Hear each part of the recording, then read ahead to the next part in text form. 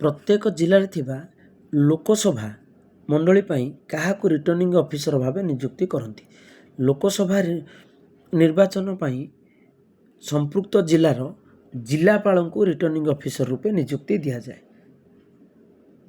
जहाँ आम MP election बोली कहूँ। मेंबर ऑफ पार्लियामेंट लोकसभा निर्वाचन मंडली संपृक्त जिलार जिलापाल को दि जाए।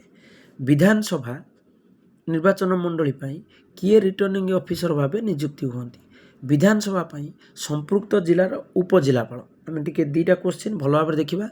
लोकसभा रिटर्निंग ऑफिसर होती जिलापाल, अर्थात लोकसभा जो व्यक्ति जनक निर्वाचन में जीतबे तांकु स्वीकृति प्रदान करेंगे जिलापाल। विधानसभा जो व्यक्ति जनक जीतबे तांकु संपृक्त जिलार उपजिलापाल पाखु स्वीकृति पत्र दिया।